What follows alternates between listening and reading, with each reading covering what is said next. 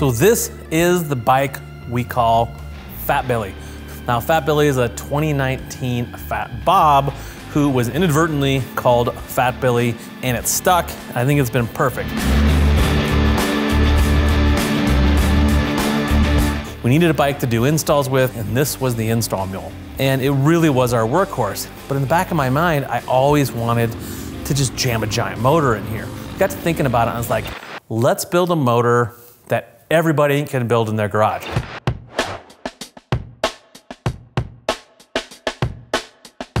So that's where we went to work. We ripped the motor out of Fat Billy and put in S&S's 131-inch kit. Yeah, we went for the gusto here. S&S flywheel, piston cylinders, obviously to get us to those 131 cubic inches. But then that's where I really had to start thinking about things, because my natural instinct is to just put exotic heads and throttle bodies and things like that in this to make big, massive power. But we didn't. We went with a straight Screaming Eagle head, out of the box, Screaming Eagle 64mm throttle body. But we did put some nice upgrades in there. We threw a set of fueling 6.1 injectors in there. We threw some S&S valve springs in there because we're gonna put a big old cam in here, and even the Screaming Eagle valve springs were enough. Upgraded the rocker arms and even went to a set of roller rockers. Really nice stuff on the top end of this thing. As far as hardware, we threw some fueling rocker arm studs. We used fueling stuff for the head bolts just to keep everything super strong.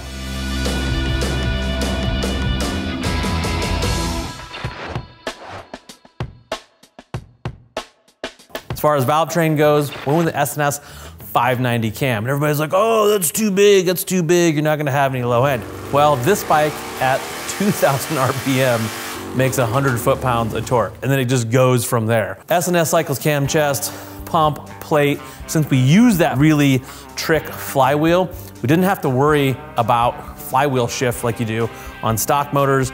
So we threw a gear drive setup for that 590 cam, but I went with some fueling short stroke lifters just because we wanted to make some RPM with this thing. S&S Quickie push rods really buttoned this package up.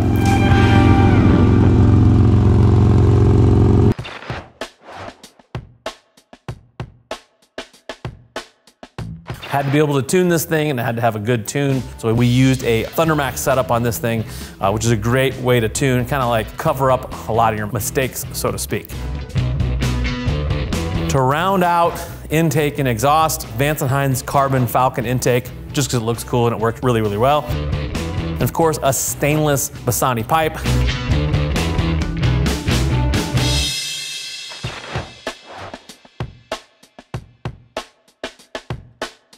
A couple other things we had to address.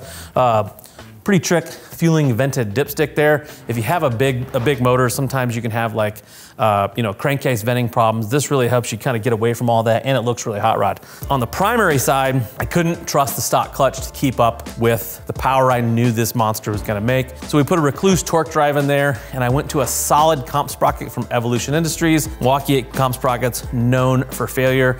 So we really tried to bulletproof that area as much as we could. And then a chain drive going back out for our final drive.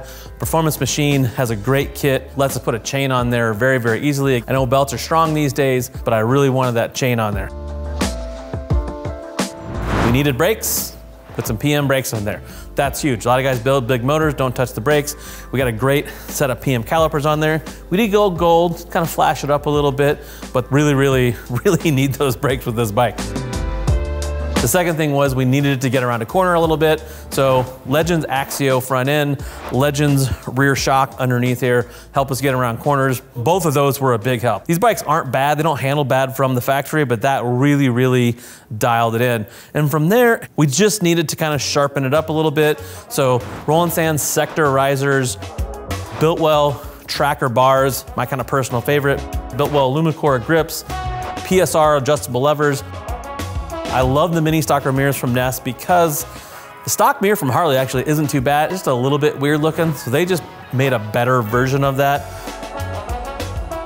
And then we put a Memphis Shades fairing on there just because I wanted a little bit of a windbreak with this bike, and that worked out great. And it gives it a little bit of style. LaPera seat, Man, I love the pair of seats. They've been in business forever and ever and ever. This kick flip seat gives you that nice walled seat and that tuck and roll finish. Very, very hot rod. Lastly, I'm not a huge lighting guy. I'm kind of like less is more. So we went with Custom Dynamics, their LED kits back here. Basically, it's just a straight bolt-in, takes out that incandescent, gives you really, really bright LEDs, some smoke covers, kind of make it cool guy. And that's it. And that's one of the things I love about this bike is this is a sneaky, sneaky bike. I left forward controls on it. I know somebody out there is gonna be like, should have put mid controls on it. Well, I didn't really want to do that. We could have went with the Harley mids. We'd have had to change our primary and some other stuff. The aftermarket mids get real intrusive with the pipe, so if I would have used Harley ones. But these aren't really that far out there. I'm a short guy, it still fits me. This bike doesn't scream, you know, super duper hot rod. I know it's got some hot rod parts on it, but I wanted this, like eventually this took the form of a street sleeper, which I absolutely love.